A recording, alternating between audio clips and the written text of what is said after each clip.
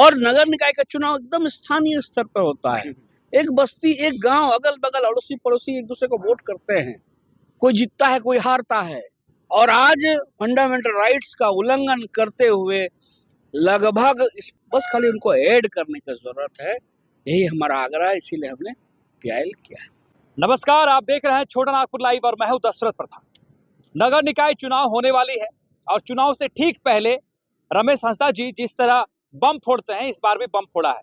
झारखंड के युवा जो है, कुछ युवा तैयारी कर रहे हैं रांची में बैठ के, और तैयारी के बीच में ही उनकी उम्र चल जा रही है।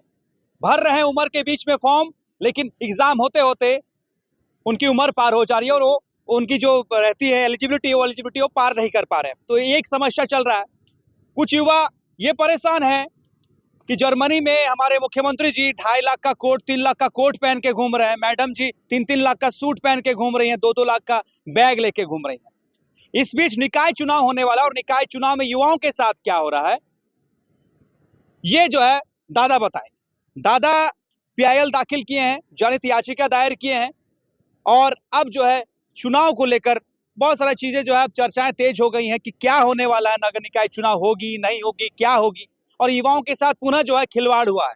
देखिए, झारखंड में नगर निकाय का चुनाव होना है और उसको लेके कई दिनों से काफी खबरें आ रही है। और इस बीच ये खबर आती है कि झारखंड में जो नगर निकाय का चुनाव होगा वो 2024 का वोटर लिस्ट के आधार पे होगा। इसका सीधा अर्थ है कि 18 महीने पुराने वोटर लिस्ट पे ये चुनाव होना है। जबकि भारत निर्वाचन आयोग ने अभी तक जितने भी चुनाव कराए हैं, बमुश्किल बहुत से ज्यादा हो तो 6 महीना पहले का वोटर लिस्ट चुनाव में लेता है। वो चाहे राज्यसभा हो, लोकसभा हो, विधानसभा हो, पंचायत हो, नगर निगम हो, कहीं भी आप जाके पूरे देश के पैमाने में आप देखोगे तो बहुत हार्डली होगा तो 6 महीना 3 महीना ये वोटर लिस्ट को कॉप्ट करके उससे चुनाव कराता है। लेकिन झारखंड का राज्य निर्वाचन आयोग 24 अक्टूबर का प्रकाशित जो अगस्त के वोटरों को कॉप्ट करके बनाया गया था, उस वोटर लिस्ट को यहाँ वैध मान करके चुनाव करा रही है, जिससे आदित्यपुर नगर निगम क्षेत्र में जो हमारा क्षेत्र है, यहीं पर लगभग 25,000 से ज्यादा वोटर्स एकदम कट जा रहे हैं, बाहर हो जा रहे हैं। एक तरफ भारत निर्वाचन आयोग, भारत सरकार देश में निष्पक्ष मतदान हो उसके लिए लगे रहती है, एसआईआर जैसा पद्धति अपनाती है कि कहीं गलत वोट ना पड़े। गलत डेमोक्रेसी में वोटिंग राइट बहुत मायने रखता है, ये फंडामेंटल राइट्स में है।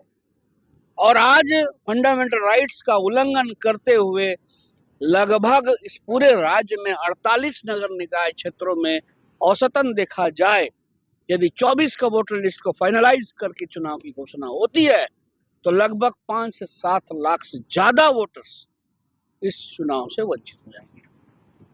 और नगर निकाय का चुनाव एकदम स्थानीय स्तर पर होता है।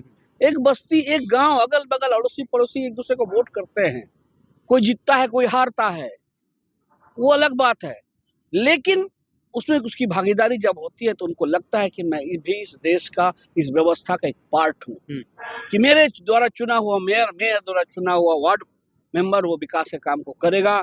और एकदम युवा वर्ग जो आज पूरे मोबाइल पे सभी चीजों को समझता है, देखता है, निर्णय लेता है, आज वैसे वोटरों को बाहर कर देना ये कहीं से न्याय संगत नहीं है। इसलिए हमने माननीय मुख्यमंत्री जी को भी पत्र लिखा था, फिर राज्य निर्वाचन आयोग को पत्र लिखा था, अंततः हमने हाईकोर्ट का दरवाजा खटखटाया है। 20 तारीख को हमारा फाइलिंग हो गया है। अब मैं माननीय न्यायालय से आग्रह करूंगा कि आप फंडामेंटल राइट, संवैधानिक अधिकार को संरक्षित करते हुए आप उन वोटरों को आप वोटिंग राइट देने का काम करें, वोटिंग राइट दिलाने की कृपा करें, ताकि आने वाला जनरेशन, ये जो लोकतंत्र का सबसे मजबूत स्तंभ है और जिस लोकतंत्र की रक्षा के लिए हमारे सिपाही बॉर्डर में शहीद होते हैं, उसको बचाने के लिए आपसे आग्रह है कि आप नया वोटर लिस्ट का जो भारत निर्वाचन आयोग की वेबसाइट पे उपलब्ध है, मौजूद भी है। भारत निर्वाचन आयोग हर 4 महीना में यहाँ पुनरीक्षण करता है। हर साल में 4 बार करती है पुनरीक्षण। तो एक स्वाभाविक गति से वो होते रहा है, वेबसाइट में सब नामे भी है, बस खाली उनको ऐड करने की जरूरत है। यही हमारा आग्रह है, इसीलिए हमने पीआईएल किया है। तो एक तो पहले तो ये नगर निकाय चुनाव बहुत लेट हो गया है, लगातार हाईकोर्ट से फटकार लगाने के बाद सरकार इसमें कवायद करती है और इस बीच इस तरह की चीजें सामने आ रही। जब से नगर निकाय चुनाव की बात सामने आई है तो आरक्षण को लेकर भी जो है जगह जगह ये बवाल देखने को मिल रहा है। और अब जो है आपने जनता का मुद्दा उठाया कि जो युवा है, जो जनरेशन जेड युवा है, जो लोग सजग है, जागरूक है, जिनको नौकरी चाहिए, जो लड़ना चाहते हैं, जो अपने निगम क्षेत्र में व्यवस्था सुव्यवस्था देखना चाहते हैं, उनकी भागीदारी सुनिश्चित नहीं की जा रही। तो इससे क्या मतलब, इस तरह की सरकार जो है क्या कुछ एजेंडा के साथ काम कर रही है या फिर क्या लगता है आपको? देखिए, जहाँ निर्वाचन आयोग का कोई ये मिस्टेक हो रहा है इस तरह? हमें लगता है कि अधिकारियों पे कुछ गलतफहमी होगी, कुछ मामले से ग्रसित होंगे कि महाराष्ट्र में अभी नगर निगम का चुनाव हुआ, आपने देखा, पूरे देश ने देखा। महाराष्ट्र में कमोवेश झारखंड और महाराष्ट्र का विधानसभा चुनाव अगल बगल में ही हुआ था। महाराष्ट्र में नगर निकाय का चुनाव 2017 में हुआ था और हमारे यहाँ नगर निकाय का चुनाव 2018 में हुआ था। माने हम उसके बाद में चुनाव यहाँ पर हुआ और वो पहले हुआ। और महाराष्ट्र राज्य निर्वाचन आयोग ने 5 महीना पहले का वोटर लिस्ट को उठा करके चुनाव कराता है। जब महाराष्ट्र इतना बड़ा राज्य है, वो 5 महीना पहले का वोटर लिस्ट को लेकर के चुनाव करा सकता है, तो झारखंड राज्य निर्वाचन आयोग क्यों 18 महीने का वोटर लिस्ट को उठा करके यहाँ राज्य के चुनाव थोपना चाहता है? यहाँ के युवाओं को क्या संदेश देना चाहता है? इसीलिए हमारा आग्रह है, समय है, अभी भी 8-10 दिन चुनाव की घोषणा नहीं हुई, तैयारियां चल रही है। हम अभी भी आग्रह करते हैं कि कहीं से आक्रोश ना फूटे, असंतोष ना हो। आप अभी जो वोटर लिस्ट है उसको लेकर के चुनाव संपन्न करें। बहुत बहुत धन्यवाद दादा। हमसे तो लगातार रमेश हंसदा जी जुड़ते ही रहते हैं और पब्लिक की जो समस्या है उसको लेकर मुखर से जो है बातें रखते हैं। और घाटशिला चुनाव के पूर्व भी उनकी खूब चर्चा रही और घाटशिला का परिणाम भी जो हुआ उसको लेकर भी चर्चाएं रही। और इस बीच अब नगर निकाय चुनाव भी सामने है और दादा फिर से जो है एक जनहित याचिका के साथ, जमीन में मुद्दों के साथ मौजूद है।